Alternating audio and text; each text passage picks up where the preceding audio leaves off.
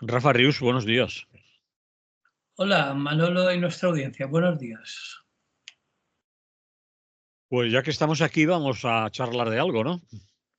Sí, de algo de aquí. Vale, pues vamos allá.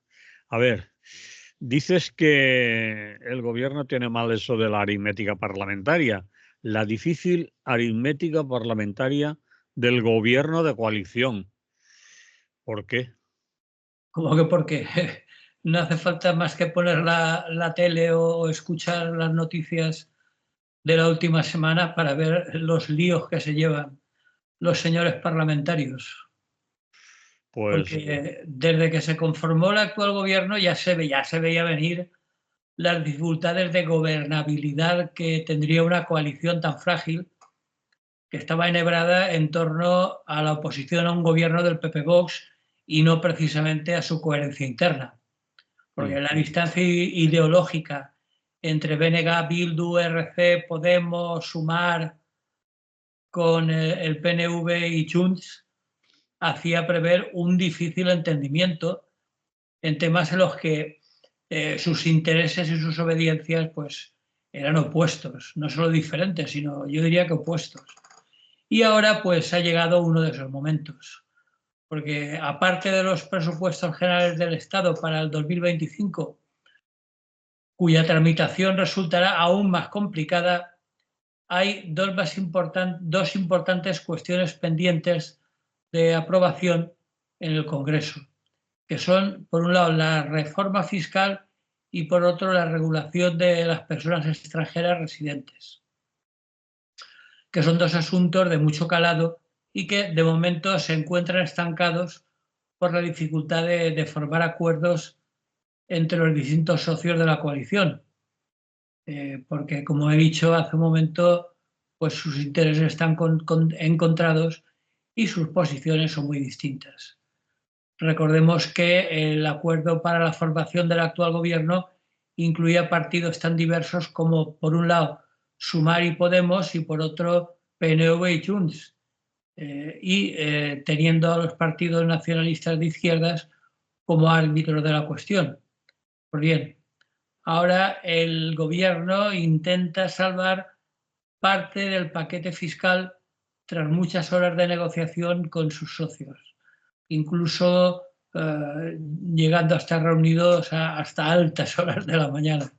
En fin, de momento el gobierno ha salvado en la Comisión de Hacienda del Congreso el primer trámite de la ley que transpone la directiva europea que regula el tipo mínimo de las multinacionales, que si no recuerdo mal creo que era el 15%. mm. Y ello por exigencias de la Comisión Europea y para no poner en peligro la llegada del quinto paquete de fondos europeos, que está muy condicionada a la reforma. Y ahí, bueno, ahí más o menos no ha discutido nadie, o casi nadie, porque con eso no se juega. Pero además, por otro lado, está el resto de su paquete fiscal, ¿no? de medidas fiscales.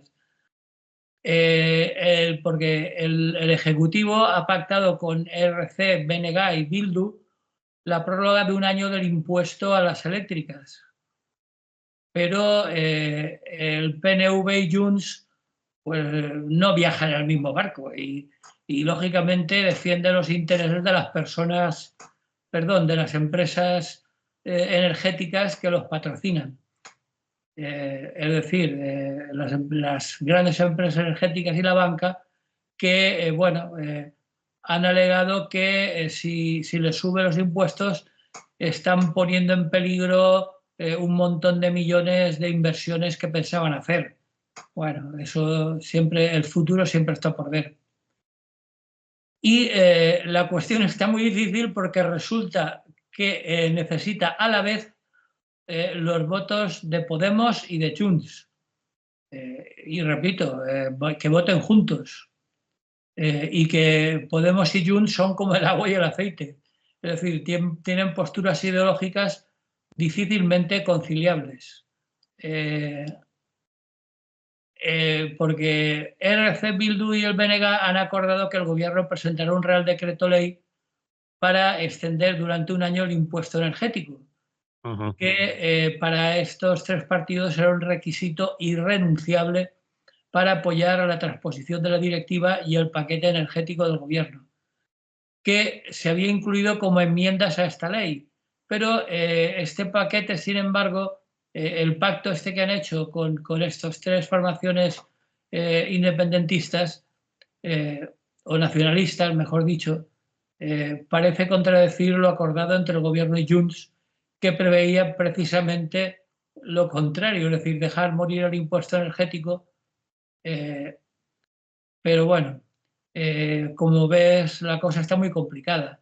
Estaba complicada, estaba complicada, Rafa, porque, bueno, sigue narrándolo porque hasta ahí todo es correcto, pero como hay cosas de última hora, a ver si lo tienes en tu relato. Sí, lo de última hora, bueno, ayer mismo, ayer jueves, se estuvieron reuniendo hasta última hora Sí, y el Ministerio de Hacienda ha aclarado que en un comunicado posterior que el gobierno, por un lado, mantiene su acuerdo con Junts para no gravar las empresas energéticas que mantengan, eso sí, a cambio de un teórico y supuesto compromiso efectivo de inversión para lo que llaman la descarbonización, es correcto. decir, para la emisión de gases que contienen carbono y efecto invernadero. Sí. Pero bueno, el problema, yo no sé cómo lo verás tú, Manolo, pero el problema siempre se ha dicho que querer quedar bien con todos es la mejor manera de no quedar bien con nadie. Pero bueno, el gobierno lo sigue intentando. Parecía muy difícil porque les quedaba, después de ese acuerdo con PNV, Junts y el bloque que has nombrado de HB, BNG y Esquerra, pues les quedaba Podemos, que era quien más se resistía hasta el final. Es decir, hasta el final han estado negociando en el día de ayer, jueves, y al final Podemos ha aceptado crear una mesa de negociación para antes de final de año ver qué tipo de impuesto, cómo sería ese impuesto, pero que iba a haber un impuesto a las empresas energéticas y que si no se conseguía en esa mesa entre todos los partidos que tú has nombrado, incluido Junts, PNV, los nacionalistas, etcétera, si no se conseguía, pues que se prorrogaría un año más el que ya existía. Y Podemos, Belarra hacía unas declaraciones en la tarde de ayer diciendo que habían llegado a un acuerdo a última hora y se alababa ella misma como partido político, bueno, como Podemos, por haber aguantado el tirón y no haber cedido hasta conseguir lo que consiguieron in extremis, porque si no, no se firmaba o no se acordaba todo esto. Eso es lo último. Como tú dices, con promesas de ya veremos, porque todos son un poco generalidades. Es decir, el impuesto, lo que han acordado con Junts, que bueno, se pone el impuesto, pero Junts exige que después se les un poco se les compense ese impuesto si las empresas prometen invertir en descarbonización. Eh, es un poco en el aire, ¿no? Es decir, ¿qué será invertir en descarbonización? O como decía alguien, eso a lo mejor ya lo tienen porque les va a valer y les va a contabilizar lo ya invertido, por ejemplo, en energías limpias, eólicas, solar y todo eso. Cosas así. Ha sido difícil, es complicado y hay que creerse que todos ellos se creen lo que en realidad se han prometido unos a otros. Yo creo que eso está muy en función de la agónica situación de Podemos, ¿no? Que según todas las encuestas está muy bajo de expectativas, ¿no? Entonces, las declaraciones de Ione Belarra suponían un órdago y ella quería mantener ese órdago hasta el último momento, Mm. pero sabía que tampoco podía permitirse el llevarlo hasta el final y Bueno, ella era muy taxativa, ¿no? Ha llegado a declarar que si las garantías, no sé qué garantías, de que Junts también apoyaría ese acuerdo, pues que solo lo apoyaría si el impuesto realmente se mantiene. Lo que acaba de comentar de realmente tiene poco. Son promesas de que en un futuro próximo, bueno, pues eso, se va a negociar, se va a seguir con el tema, pero el problema es que los intereses que defiende Junts y los que defiende Podemos son muy distintos. Cierto. Entonces, lo que ha hecho Podemos es a ultimísima hora pues aceptar que seguirán hablando del tema, pero comprometer sus votos, ¿no? Porque lo que está claro es que los partidos de la investidura siguen siendo necesarios todos absolutamente, incluidos los pocos votos de Podemos para que las iniciativas legislativas salgan adelante, ¿no? Entonces, bueno, el problema yo creo que el problema del gobierno para mí es que ha errado el cálculo pensando que dice, bueno, metemos todas las medidas en el mismo paquete y si cuela, cuela. Pues bueno, parece ser que ha costado mucho que colara porque las discrepancias, por un lado, estaban bastante claras, es decir, lo que corresponde a ese 15% de impuestos que más o menos vienen de Europa, la exigencia que ya se ha pasado de plazo y que por lo tanto eso es absolutamente necesario. Es decir, ningún partido, bueno, de los de siempre, es decir, incluido el PP, estaba por jugarse, hubiera sido muy fuerte, ¿no? Que no hubieran llegado esas ayudas e incluso hubiera perjudicado también mucho al PP si se hubiera opuesto. Pero el problema es que con ese acuerdo de cumplir las exigencias de la Unión Europea, quería meter también otros que tenían que ver únicamente con la hacienda española, ¿no? Y por lo tanto, aparte de incluir ese impuesto mínimo global para las multinacionales, que como digo, sí que contaría con el apoyo de la mayoría del Congreso, incluido el PP, pues para evitarse sanciones de la Unión Europea, incluido el retraso del quinto envío de las ayudas, y más con lo que está cayendo, pues no se lo pueden jugar, ¿no? Entonces, bueno, el resto del paquete fiscal que planteaba, incluida la supresión del régimen fiscal especial de las SOCIMIs, es decir, el impuesto a los bienes de lujo, de coches, los jets, yates privados, incluso la exención a las primas de los seguros privados sanitarios, Sí. La permanencia de los dos gravámenes a la banca y a las energéticas, que, bueno, no es broma, solo este año recaudarán cerca de 3.000 millones de euros, ¿no? También pretendían subir el tipo máximo de IRPF a las rentas del capital, subirlo un punto del 28 al 29, en fin.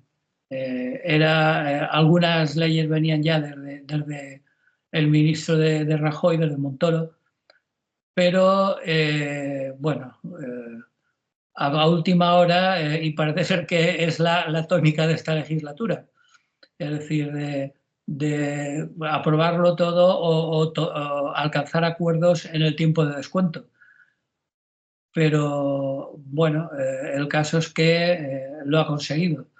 Y el segundo tema objeto de polémica era la regulación de las personas extranjeras residentes en España. Y ahí no ha habido tanta polémica porque la situación de estas personas hace tiempo que resulta insostenible.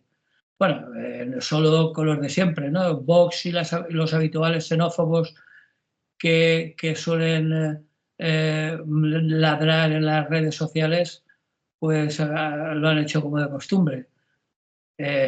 Porque está claro que la regularización de las personas extranjeras residentes que se prolonga durante un año, es decir, en lugar de acuerdo de 2 años se amplía hasta 3, pero era algo que había cuestiones que eran absolutamente innegociables, sobre todo para los propios empresarios, porque cada vez es más evidente que hay determinados trabajos que la mano de obra o es extranjera o no existe, ¿no? Y eso, por lo tanto, hay muchos empresarios, sobre todo en el campo agrícola, en el campo del cuidado de personas, en fin, La construcción también. construcción, incluso la hostelería, en fin, hay sectores donde ahí no se discute porque ya es más que evidente, es decir, estarán sin papeles, pero están currando como el que más, ¿no? Y por lo tanto eso no era apenas discutible, ¿no? Así que, bueno, el gobierno ha aprobado un nuevo reglamento de extranjería para mejorar la integración de las personas migrantes y, bueno, según ellos lo ha hecho a través de tres elementos, ¿no? Como tres palancas, que son el trabajo, la formación, que también es importante, por supuesto, entre otras, y la más elemental, que es la formación en el dominio de la lengua, de la lengua española, y luego la familia, es decir, el reagrupamiento familiar, la consecución de una vivienda digna para el conjunto de la familia, etcétera, ¿no? Hay un comunicado bastante ilustrativo de la ministra que es Elma Saif, que yo no conocía el nombre. No he intervenido mucho en las decisiones del gobierno, pero ha redactado en la página del ministerio unas declaraciones que resumen bastante bien, si quieres las resumo, Sí. para explicar por qué, ¿no? Porque dice que el reglamento lo que pretende es adaptarse a la situación actual del fenómeno migratorio junto con la legislación europea. Que por cierto, tal como están los aires por Europa, es posible que sea de los más avanzados para el conjunto de la Unión Europea. Pero bueno, sobre todo he visto cómo se las gastan Meloni, incluso Macron, incluso Scholz en Alemania, ¿no? Muy socialdemócrata, pero que tiene el aliento de la extrema derecha en el cogote y que está legislando de manera bastante xenófoba, ¿no? Bueno, pues se trata de, como decía hace un momento, tener en cuenta las demandas de nuestro mercado laboral, los retos demográficos, que es otra, porque con los índices de natalidad que nos gastamos los aborígenes españoles, pues como nos suban un poco los índices los migrantes, no sé yo cómo va a estar la cosa de aquí a unos años, ¿no? Bien, y luego, por supuesto, ni que decir tiene que se darán garantías a las empresas para que todo vaya según sus intereses. Entonces, bueno, las autorizaciones iniciales serán de un año, se podrán incluso, si todo va bien, renovarlas durante 4 años más.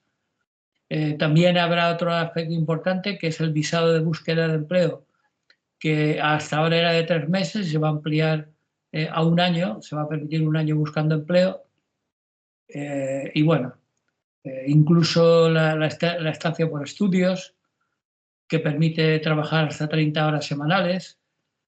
En fin, que de momento en uno y otro campo, es decir, en la cuestión fiscal y en la cuestión migratoria, de momento este gobierno, zurcido en precario por tantas alianzas coyunturales y frágiles, pues bueno, sigue navegando a duras penas rodeado de tiburones por esta legislatura, ¿no? Todo parece indicar que si no hay nada raro, yo creo que la acabará. No sé cómo lo ves. Yo lo veo bien en el sentido de que también había alguien, no sé si fue Bolaños o fue el portavoz en el Congreso, quien dijo aquello de que gobernar al fin y al cabo es negociar, porque le interpelaban un poco de esa reunión maratoniana que acabó a las casi de madrugada con negociaciones y que la gente del Partido Popular hablaba de secuestro, los periodistas se extrañaban y había algún escándalo de que sus señorías estuvieran hasta altas horas de la madrugada, para arriba, para abajo, negociando, suspendiendo la sesión. Decían que los habían secuestrado, decían algunos del Partido Popular allí, para continuar negociando, y explicaba que eso es política, que la política consiste en negociar, en acordar entre diferentes y al final en lograrlo y sacar adelante lo que se pretende, que lo otro estaba chupado. Tener mayoría absoluta, eso lo hace cualquiera, lo hago hasta yo de espaldas, ¿no? Pero lo otro es difícil. Y por Sí. eso tiene cierto valor gobernar así, ¿no? No, no, cierto valor, no, mucho valor. Es decir, Mucho. el actual gobierno está demostrando una capacidad de negociación superlativa, ¿no? Pero está claro que gobernar en minoría es negociar. Sí. Pero tanto, tanto y hasta el último segundo, hombre, la verdad es que el actual gobierno en ese sentido tiene mucho mérito, porque hasta ahora, y digo hasta ahora porque con la fragilidad de la que goza nunca se sabe, pero hasta ahora siempre, aunque sea en el último momento de la prórroga, ha conseguido sacar adelante todo lo que se proponía, ¿no? Mm.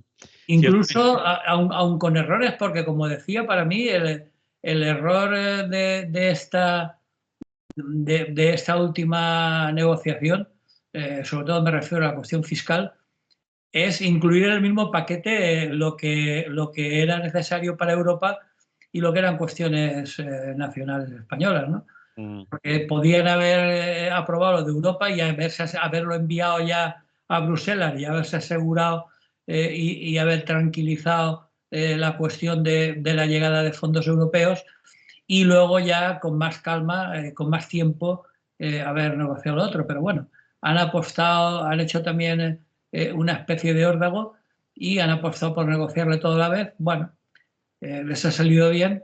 Esperemos que en bien de todos, pues de momento les siga saliendo bien, ¿no?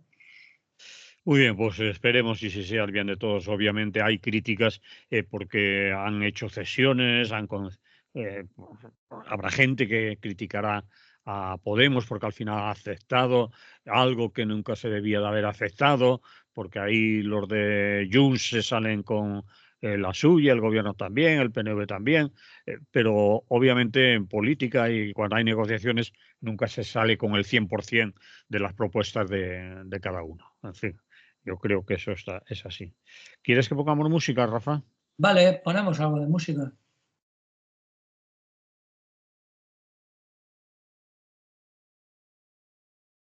Seguimos aquí en Radio Clara, es lo que hay. Estamos hablando con Rafa Rius y ahora toca hablar de la escalada en Ucrania.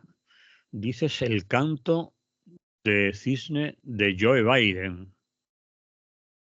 ¿A qué Sí, te refieres? bueno, canto de cisne es la metáfora habitual que se suele utilizar en estos casos, ¿no? Sí. Eh, es decir, la última manifestación de fuerza de Joe Biden que de manera un tanto sorpresiva y en plena etapa de lo que en Estados Unidos llaman pato cojo, que Mm. es como se designa allí a los presidentes en la última parte de su mandato, cuando no pueden hacer apenas nada, o en todo caso pueden hacer cosas pero muy a corto plazo, pues bueno, ha decidido apostar fuerte en la guerra de Ucrania y ha autorizado la utilización de misiles no de largo alcance, como se está diciendo por ahí. Largo alcance creo que, según los expertos militares, es a partir de 3.000 kilómetros. Ujú. Que de eso Rusia sí que dispone. Rusia tiene misiles que podrían llegar de punta a punta del planeta, ¿no? Pero los que ha utilizado en este caso Zelensky es de un alcance de 300 a 500 kilómetros, lo cual supone, de todas formas, amenazar una franja de territorio ruso que es de donde mayoritariamente se lanzan los ataques de artillería sobre Ucrania. Y bueno, y también sobre Kiev, que es la capital, que es que recordemos que no está lejos de la frontera rusa.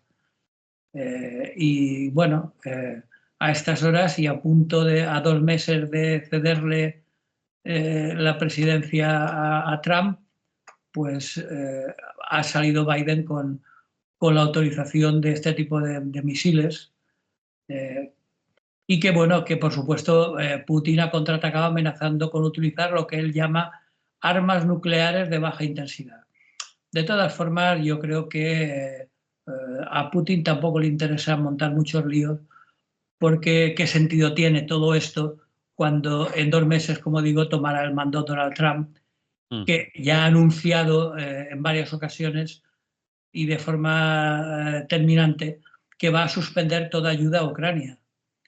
Pues bueno, eso ya lo hemos comentado en alguna ocasión. Parece que, visto lo visto, lo único que pretende Zelensky es posicionarse para vender cara a su aceptación de la pérdida de la región del Donbass y de la península de Crimea en unas futuras conversaciones para poner fin a la guerra. Porque teniendo en cuenta que de una parte a Ucrania le resulta imposible, tal como están las cosas, vencer a un ejército ruso muy superior. Y de otra, a Rusia de momento parece que no le interesa ir más allá de la región rusófona del Donbass, que bueno, que tampoco es poca cosa, supone hasta un 20% del territorio ucraniano. Cierto. Es lo que podría entrar en esas negociaciones, ¿no? Mm. Pero parece que es la única solución para el fin del conflicto, porque puede que no sea justo, pero bueno, la realpolitik que llaman es lo que tiene. En cualquier caso, si eso supone poner fin a la guerra y al sufrimiento de tantas personas, pues bienvenido sea el posible acuerdo, porque de otra forma no creo que tuviera ningún sentido el echar más leña al fuego en estos momentos, ¿no? Sobre todo de cara al invierno, donde el avance de las tropas se complica muchísimo en toda esa zona de clima continental tan duro, ¿no? Sí, señor. Estoy de acuerdo. Porque lo que tiene ocupado de aquella manera Zelensky, es decir, Ucrania, en Rusia, la región de Kursk, creo que se llama, es significativamente comparado con el Donbass, mucho menor, ¿no? Y quizás eso en la negociación no va a significar demasiado, aunque ahí está también, ya veremos. Claro, pero los dos, tanto Putin como Zelensky, saben de sobra lo que va a pasar nada más suba Trump al poder, porque además Trump es amiguito del alma de Putin. Se llevan muy bien, como buenos autócratas, ¿no? Y por lo tanto, eso lo saben. Y saben que en una situación como esa no tendría sentido el recrudecer las hostilidades en este momento, ¿no? De hecho, bueno, están haciendo movimientos tácticos de intentar demostrar una posición de fuerza, pero bueno, yo creo que no tiene demasiado sentido y que lo que hace falta es que, porque por supuesto Europa ahí no pinta nada, es decir, aunque de manera simbólica, bueno, simbólica tampoco, países de la Unión Europea han enviado armamento a Ucrania, pero Sí. en cualquier caso ni mucho menos es suficiente como para plantear una guerra en serio contra el ejército ruso, ¿no? En ese sentido, Alemania estaba ya muy asfixiada o está muy asfixiada de ayudar a Ucrania y ha dicho que no podía más. No, no, es que Alemania está muy asfixiada ella misma, ¿no? Bueno, sí. Tiene una situación económica muy precaria. La famosa, la llamada locomotora europea, tiene en estos momentos la economía por los suelos, ¿no? Unas tasas de inflación, incluso desde el punto de vista político, una presión muy fuerte de la extrema derecha, del FPD ¿no? De los fascistas, de los nazis estos por Alemania, y por lo tanto no está como para volcarse ayudando a Zelensky, ¿no? Y el resto de países igual. Los tanques oxidados que pueda enviar el ejército español y lo que puede enviar Francia, etcétera, pues tampoco le da para mantener una resistencia seria al ejército ruso. Por lo tanto, bueno, pues en lo que todos los analistas coinciden es que a partir de la subida de Biden al poder en Estados Unidos, De pues Trump. he dicho de Biden, perdón, Sí, la no. salida de Biden y la subida de Trump, pues se va a plantear claramente una cuestión de negociar el fin de las hostilidades, que como digo, ya sería hora, ¿no? Muy bien, pues cambiamos de asunto para terminar. Vale, Pues vamos a dedicar estos últimos 15 minutos más o menos a hablar de la situación de la catástrofe, veintitantos días después, según en el momento que nos oigan en cada lugar y en cada emisora. En algunos sitios serán 22, 23, bueno, veintitantos días después ya de la Dana. ¿Qué, qué valoraciones hacemos o haces? sí, pues eso, igual da que sean 20 que 25, que 30, porque parece ser que hasta las mayores catástrofes se ven sometidas a una pérdida de actualidad informativa, ¿no? Mm. Y eso que esta, debido a su magnitud, se está manteniendo bastante, incluso en las televisiones, ¿no? Pero el problema para mí es que en estos momentos andan enzarzados en quién tiene la culpa. Sí, Eh, seguimos ahí. eh, a ver si me puedo cargar a Teresa Rivera en Europa, que por cierto, vaya patinazo que ha pegado Feijóo. Sí, Le han dado el partido, su propio Partido Popular Europeo le ha dado con la puerta a las narices y ha aceptado la propuesta de von der Leyen, ¿no? Bueno, que estaba claro que no iba a conseguir Feijóo lo que se proponía, pero bueno, ha mantenido ahí la postura hasta el final y ha sufrido, pues eso, una derrota que no sabemos qué consecuencias tendrá para su liderazgo en el Partido Popular, pero en cualquier caso ha quedado francamente mal, ¿no? sí. Eh, y bueno, pues andan en eso, ¿no? Bueno, hasta ahora ya se les acabó el chollo de Teresa Rivera. Pero bueno, otros andan hablando que si Manzón dimite a sus consejeras, pues lo dimitirá él, que es lo que tenía que hacer. En fin, cuestiones de tipo político y de análisis, pero más allá de cualquier análisis, en cualquier caso, ha cambiado el foco informativo de donde debería estar, que sigue siendo, donde debería estar, sigue siendo en las víctimas, ¿no?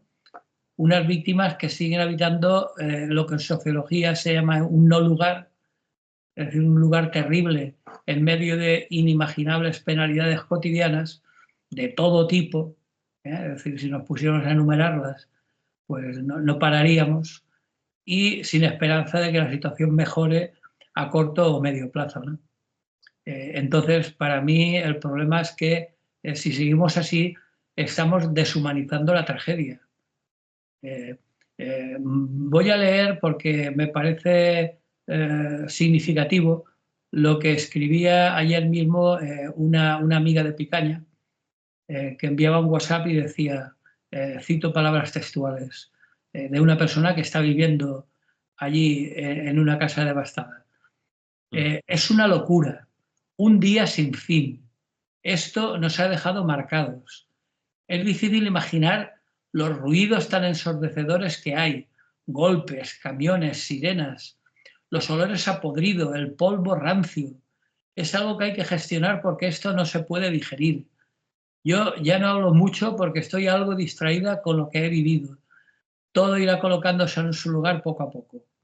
Bueno, enumerar las pequeñas tragedias de cada día, como digo, sería inacabable. Es decir, hay tantos pequeños dramas que todos juntos suman una gran tragedia, que hay personas que a estas alturas todavía no acaban de creerse lo que les ha pasado, Ujú. porque las mentes más lúcidas comentan, de momento estoy aguantando porque no me queda otra, pero cuando me dé el bajón, pues bueno, aparte de los problemas físicos, que son muy numerosos y que ya los hemos comentado a veces, como el peligro de infecciones y demás, están los problemas mentales, ¿no? Es decir, la gente está absolutamente perturbada y ahora, como digo, como no les queda otra, pues están aguantando el tirón. Pero cuando les dé el bajón, cuando la cosa se estabilice mínimamente aunque al final quede siempre esa pequeña esperanza que comentaba esta corresponsal del poco a poco, ¿no? Es decir, poco a poco recuperar esa mítica normalidad que parece un espejismo, ¿no? Que cuando llegas a ella pues siempre está un poco más lejos. Pues bueno, lo único que queda bastante claro es que después de 20 y tantos días sospechar con fundamento que la cosa va para largo y que de momento es ilusorio hablar de normalidad. ¿Tú cómo lo ves? Pues como tú dices, primero el primer asunto que has comentado, ¿no? El foco informativo poco a poco va desapareciendo eh, como tal, y además si se queda en algún sitio se queda en lo que ahora podríamos llamar enfrentamientos políticos, la trifulca política, etcétera, que ocupa más espacio ya en los medios de comunicación que lo que le sucede a la gente que ha sufrido la dana. Los primeros días era ciertamente espectacular y muchas veces la información y los medios acuden a esos sitios por el espectáculo y lo espectacular de la información, ¿no? El barro, las casas anegadas, los montones de basura, los coches apilados, etcétera, etcétera. Eso informativamente es muy atractivo. Pero ahora ya llega el momento de que incluso a los propios medios, los redactores, los periodistas les aburre el tema, pero a la gente no. La gente que lo ha sufrido ahora está sufriendo las consecuencias, ¿no? El golpe primero de haber salvado la vida, pero ahora hay que vivir la vida que has salvado, ¿no? Tienes que comer, los niños y niñas aún no pueden ir a los colegios, han ido algunos y eso ha sido noticia y parece que es lo normal que los niños vayan al colegio y no es así.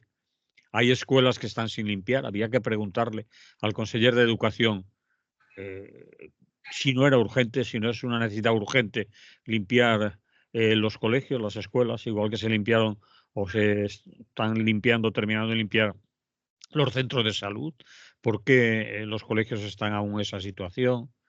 Y después los problemas ya de salud que empiezan en algunos casos a aparecer, aunque sea anecdótico, ya se han denunciado algunos casos de legionela, ¿no? Por contaminación de las aguas, que no es un brote porque no están todos en el mismo sitio, pero sí que aunque estén en diferentes poblaciones es significativo porque significa que en diferentes lugares hay riesgo de que surjan brotes. De momento no, pero puede ser. Bueno, y lo que denunciaba la amiga que ha escrito eso en WhatsApp, los olores, los golpes, los ruidos, la vida que no es como antes cotidianamente, etcétera.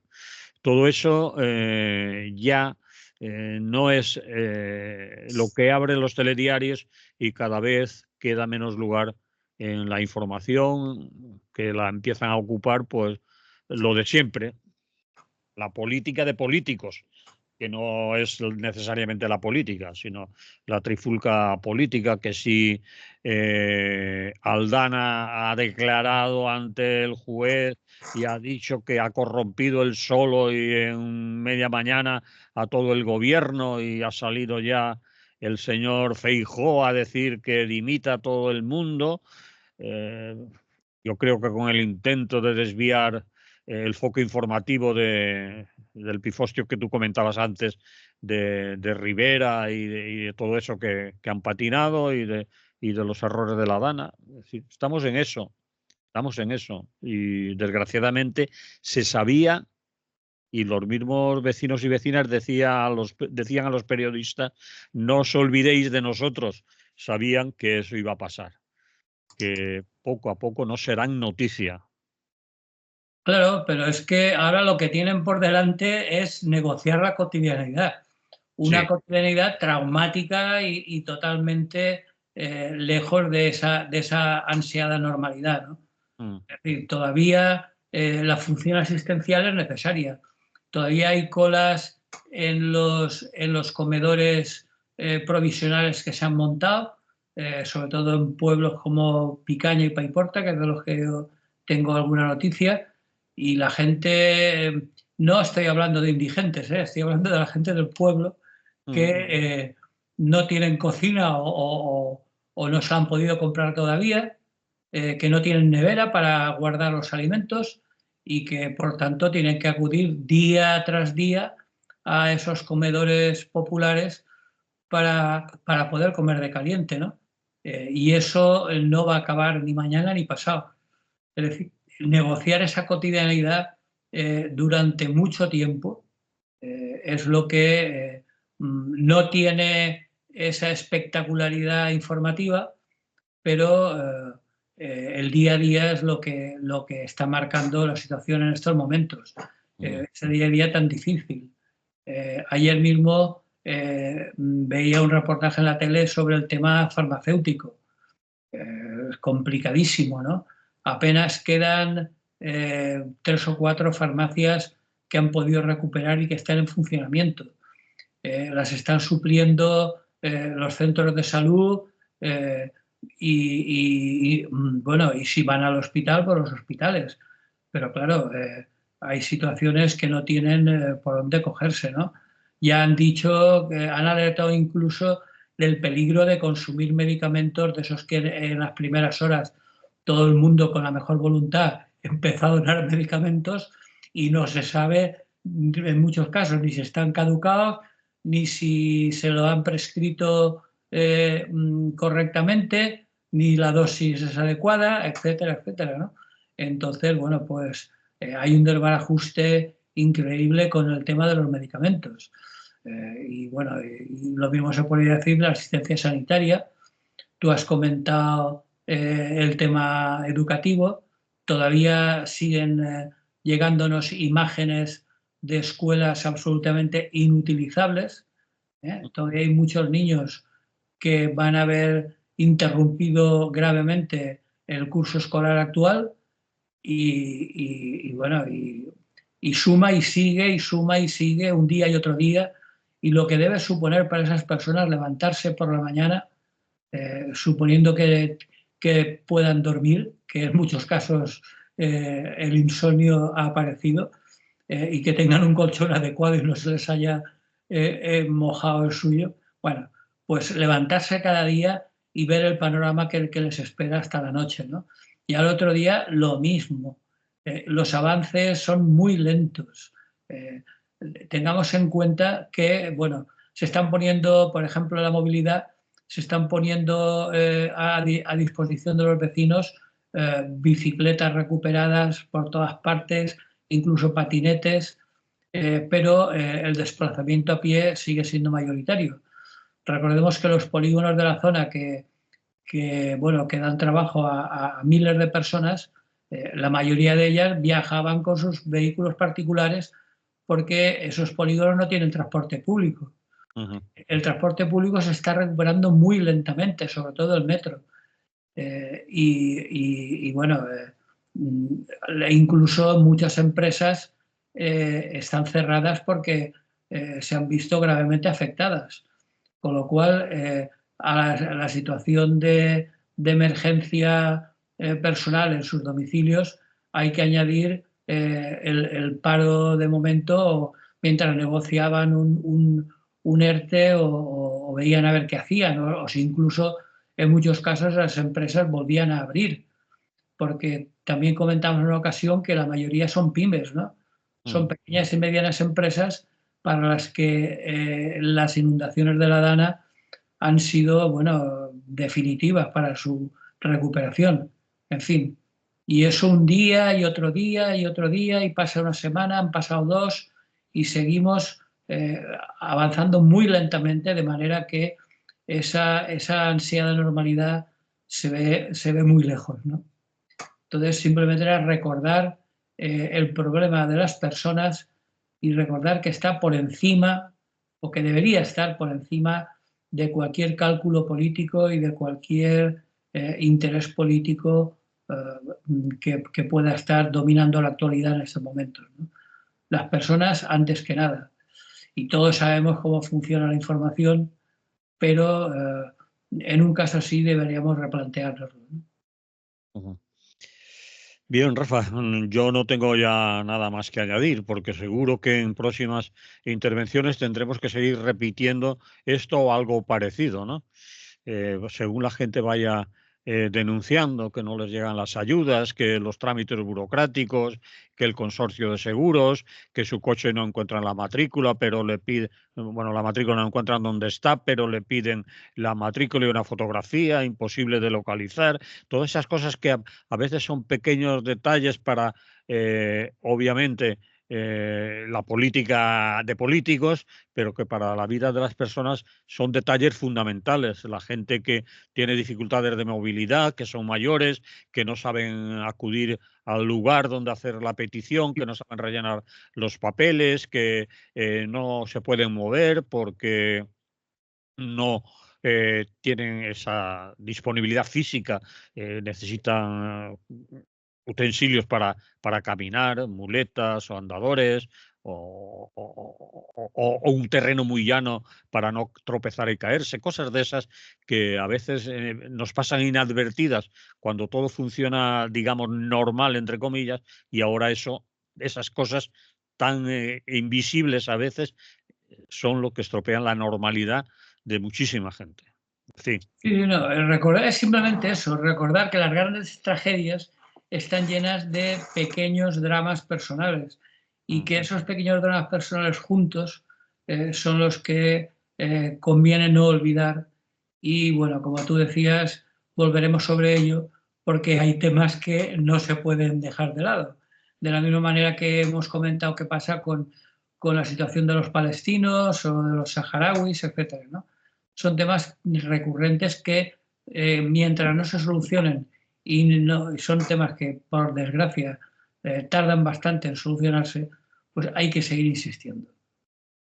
Muy bien, Rafa, pues así vamos a terminar por el tiempo, así que nos despedimos. Pues nada, nos escuchamos la próxima semana y salud y buen día. Pues lo dicho, salud y buen día.